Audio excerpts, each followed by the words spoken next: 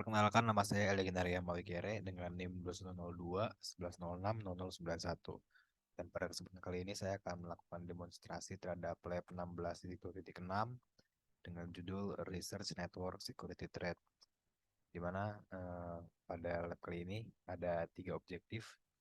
Pertama itu kita akan melakukan eh, eksplorasi ke website SANS. Yang kedua, kita akan mengidentifikasi potensi bahaya pada eh, security network. Dan yang ketiga, kita akan melakukan analisa secara detail, spesifik terhadap ancaman keamanan network. Di mana di sini ada backgroundnya. Untuk mempertahankan jaringan dari serangan, administrator harus mengidentifikasi ancaman eksternal yang menimbulkan bahaya bagi jaringan. Situs web keamanan dapat digunakan untuk mengidentifikasi ancaman yang muncul dan menyediakan berbagai opsi untuk mempertahankan jaringan. Nah, di sini eh, ada salah satu situs yang paling populer dan terpercaya untuk bertahan dari ancaman keamanan komputer dan jaringan seperti ini, sysadmin Audit Network and Security atau SANS. Di mana pada situs SANS ini menyediakan banyak itu ya fitur, eh, termasuk yang pertama sini ada top 20 critical security control for effective cyber defense. Kemudian ada juga weekly at risk, di mana ini adalah seperti berita mengenai keamanan jaringan. Nah, di sini this network details new network attacks and vulnerabilities. Jadi kalau ada update terbaru mengenai virus atau serangan gitu akan terupload di at risk. Nah, pada lab kali ini kita akan mengeksplorasi situs SANS, terus menggunakan SANS juga untuk mengidentifikasi eh, ancaman pada network. Terus juga kita akan melihat website lain dan mengidentifikasi ancaman, dan kita akan melakukan research dan menampilkan detail tentang serangan network pada network begitu. Oke, part yang pertama di sini eh, kita diminta untuk pergi ke situs SANS. Di sini saya akan buka browser. Nah, ini dia sans.org. Nah, kemudian di sini, nah, from the Sans homepage, click on free resource. Kemudian kita diminta untuk menampilkan, menyebutkan tiga resource yang ada pada bagian free resource. Resource.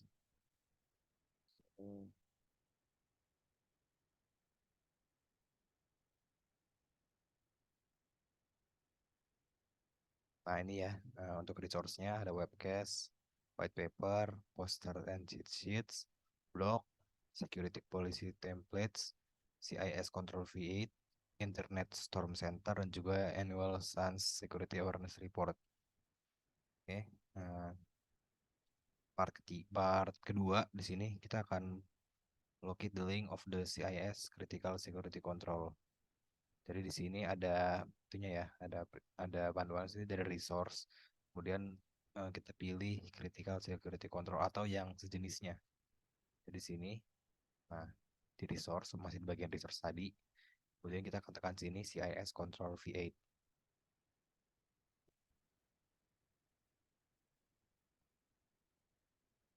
Nah, ini dia CIS Control V8 ya. Di sini di sebelah kanan ini merupakan versi terupdate dari versi sebelumnya atau CIS Control versi 7 sini. Nah, kemudian di sini ada pertanyaan juga, pilih salah satu kontrol dan juga eh, kita akan memberikan sugesti terhadap masalah yang di sini nih. Nah, dari 1 sampai 16 ini saya memilih bagian 16, yaitu application software security, di mana di sini jawabannya untuk implementation suggestion, untuk implementation suggestion buat application software security, yaitu yang pertama kita bisa gunakan prinsip keamanan perangkat lunak, di mana pada part ini kita terapkan prinsip keamanan perangkat lunak seperti prinsip kebutuhan keamanan terkecil, pertahanan dalam pertahanan dalam kedalaman, dan desain aman dari awal. Kemudian ada identifikasi ancaman potensial, di mana kita melakukan analisis resiko untuk mengidentifikasi ancaman potensial terhadap perangkat lunak aplikasi. Kemudian yang terakhir, terapkan proteksi data, di mana kita akan melindungi data sensitif dan menerapkan enkripsi dan teknik perlindungan data lainnya. Kemudian kita juga harus menjaga agar data tidak dapat diakses oleh atau dimodifikasi oleh pihak yang tidak berwenang gitu. Untuk part selanjutnya,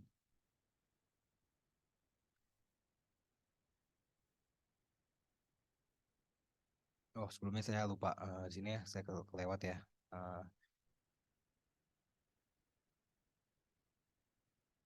Step 3 dulu. Di sini locate the newsletter menu. Dimana highlight the resource menu, select new letters. Kemudian kita akan mendeskripsikan tiga newsletter yang tersedia. Jadi kita akan pergi, kita balik dulu. Kita akan saja resource di sini, kemudian konten, newsletter. Nah, newsletter sini saya scroll saja ke bawah. Nah, ini dia. Ada tiga newsletter ya yang terdapat pada situs sans.org. Itu ada News Bites, ada Atris, dan juga ada Ouch. Newsletter di sini adalah ringkasan eksekutif tingkat tinggi mingguan dari artikel berita paling penting yang telah dipublikasikan tentang keamanan komputer selama beberapa minggu terakhir. Kemudian untuk Atris adalah ringkasan mingguan vektor serangan yang baru ditemukan, kerentanan dengan eksploitasi baru yang aktif, penjelasan mendalam tentang cara kerja serangan baru-baru ini dan data berharga lainnya. Kemudian yang terakhir ada Ouch di sini adalah buletin keamanan bulanan gratis yang dikembangkan oleh Sun Securing the Human Program, eh, instruktur Sans dan anggota-anggota komunitas gitu. Eh, Selanjutnya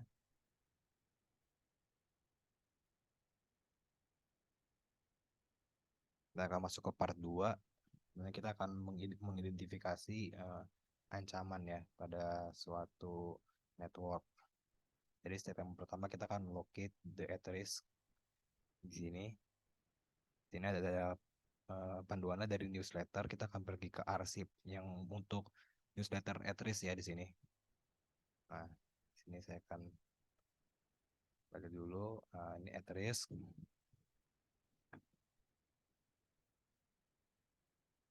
Ya, ini sedang loading, sedang menampilkan arsip-arsip uh, yang ada pada at risk. Nah, kemudian di sini juga ada uh, hmm, list some recent vulnerabilities. Di sini saya sudah menyiapkan beberapa. Itu ada pertama ada worm, adalah program yang dapat menggandakan dirinya sendiri dan menyebar melalui jaringan tanpa memerlukan bantuan pengguna. Yang kedua ada Trojan Horse, adalah program yang menyembunyikan fungsionalitas jahat di balik tampilan yang tampaknya tidak berbahaya. Kemudian ada ransomware, adalah jenis malware yang mengenkripsi data korban dan kemudian meminta tebusan agar data tersebut dapat diakses kembali. Dan yang terakhir ada keylogger, yaitu program yang merekam setiap ketukan tombol yang dilakukan oleh pengguna di keyboard. Gitu. Nah, di sini masih loading ya. Kemudian di sini ada pertanyaan,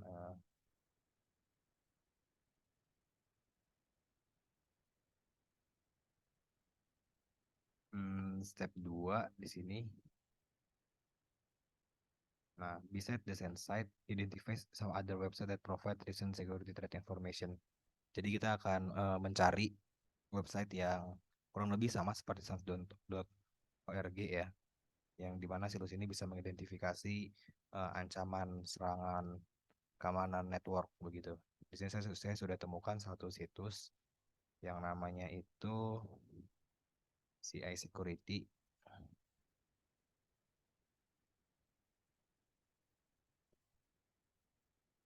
Nah, di sini CI Security,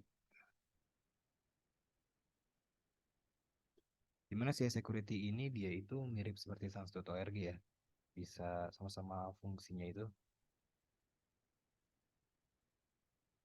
Nah, di sini juga ada bagian newsletter sama seperti sans.org.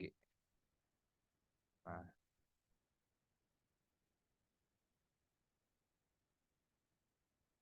Nah, jadi ini ada cara untuk melawan serangan cyber, phishing attack juga ada gitu.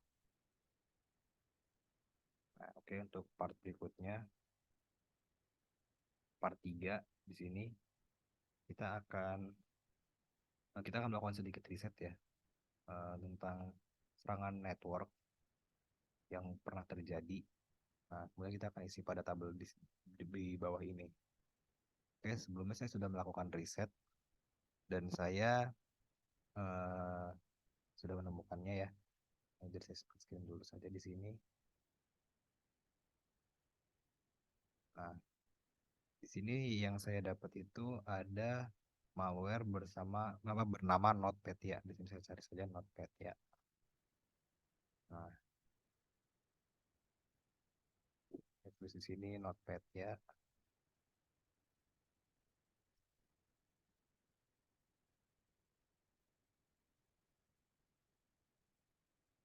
Nah, di mana tipe serangan malware ini itu tuh termasuk ke dalam serangan Trojan ya di sini ya, klasifikasinya.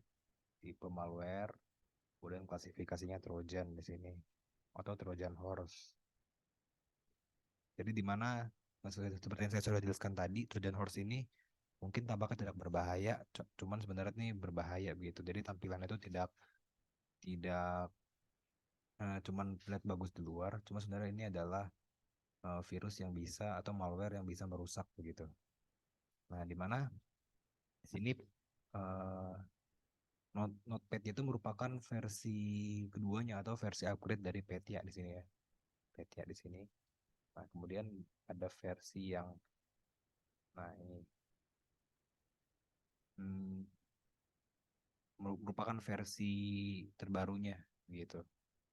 Nah, ini dates of attacks-nya terjadi pada tanggal 27 Juni 2017, di mana pada tanggal 27 Juni 2017 ini serangan cyber berskala besar ini menyerang Ukraina ya, gitu. Nah, kemudian Computer Organization Affected di sini eh, hampir hampir seluruh lembaga-lembaga atau instansi di Ukraina itu terkena dampak dari malware NotPetya ini. Saya tulis ini lembaga Ukraina. Nah, kemudian di sini ada plan how it works. Eh, Bagaimana caranya acara Notepad ini bekerja dan apa dampaknya terhadap negara Ukraina yang pada saat itu menjadi korban. Nah, di sini saya akan scroll di bawah.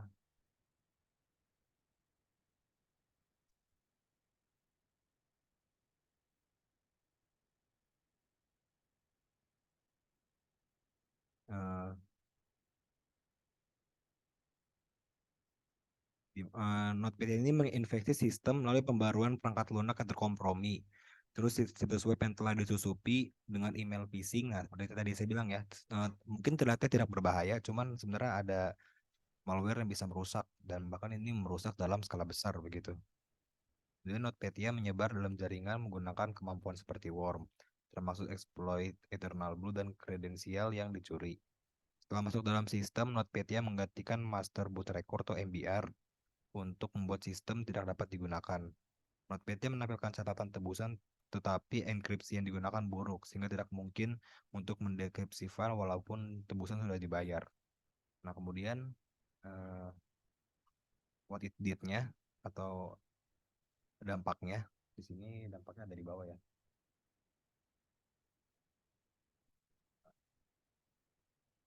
Saya copy saja ini.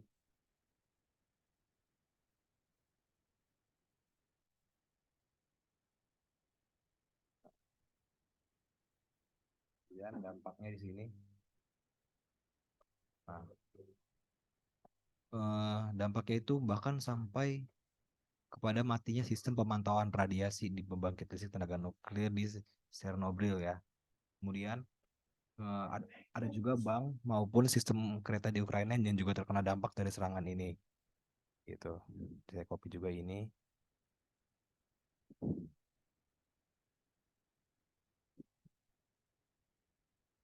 Nah, nah kemudian ada mitigation option ya Atau apakah ada itu, ada hmm, solusi yang bisa dilakukan atau untuk bisa melawan virus ini?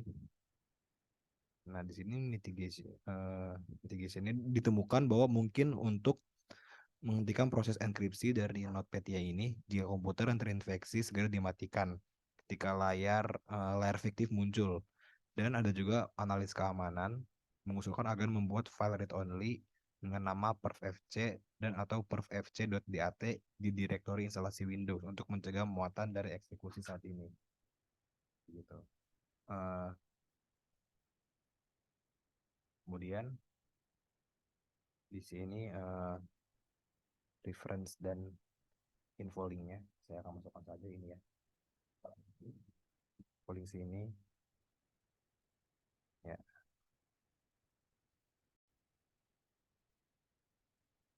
Nah, kita sampai di bagian terakhir atau untuk mengenai pertanyaan. Nah, pertanyaan pertama, apa langkah-langkah yang bisa kita ambil untuk melindungi komputer kita? Di sini saya sudah meriset jawabannya. Saya mengambil 4 poin. Yang pertama itu menggunakan perangkat lunak antivirus yang terpercaya, di mana kita memasang program antivirus yang terkenal dan pastikan selalu diperbarui. Melakukan pemindaian secara rutin untuk mendeteksi virus, malware, dan perangkat lunak berbahaya lainnya. Yang kedua itu memperbarui sistem operasi dan perangkat lunak. Aktifkan pembaruan otomatis untuk sistem operasi, misalnya saya di sini menggunakan Windows dan juga ada macOS dan perangkat lunak lain yang terpasang di komputer Anda. Terus pembaruan seringkali mencakup perbaikan keamanan yang memperbaiki kerentanan. Yang ketiga, mengaktifkan firewall untuk memantau lalu lintas jaringan masuk dan keluar. Ini membantu mencegah akses tidak sah ke komputer Anda dan melindungi dari serangan berbasis jaringan. Yang keempat, waspadai upaya phishing. Jagalah kewaspadaan eh, terhadap upaya phishing di mana penyerang mencoba untuk memperoleh informasi sensitif kita masing-masing. Hindari mengklik tautan yang memang yang mencurigakan atau memberi informasi pribadi sebagai respon terhadap email atau pesan yang tidak diminta. Nah, kemudian yang kedua, apa langkah-langkah yang penting yang bisa diambil oleh organisasi untuk menjaga sumber daya yang mereka punya, begitu. Yang pertama itu kita harus mengembangkan kebijakan keamanan cyber yang kuat, menetapkan kebijakan keamanan cyber yang komprehensif, yang menguraikan pedoman dan praktik terbaik untuk melindungi sumber daya. Yang kedua, lakukan penilaian keamanan secara rutin. Lakukan penilaian keamanan secara rutin, termasuk pemilihan kerentanan, pengujian penetrasi, dan penilaian resiko. Penilaian ini membantu mengidentifikasi kelemahan dan kerentanan dalam infrastruktur pada sistem. Yang ketiga, menerapkan kontrol akses yang kuat untuk memastikan bahwa hanya personel yang berwenang yang dapat mengakses sumber daya sensitif. Ini termasuk menerapkan mekanisme yang aman, kontrol akses berbasis peran, dan prinsip hak akses terkecil untuk membatasi hak pengguna. Nah, dengan menerapkan langkah-langkah tadi, organisasi dapat secara signifikan meningkatkan keamanan mereka dan melindungi sumber daya berharga dari berbagai ancaman. Sekian dari saya, apabila ada salah kata dan kekurangan saya mohon maaf. Sekian dan terima kasih.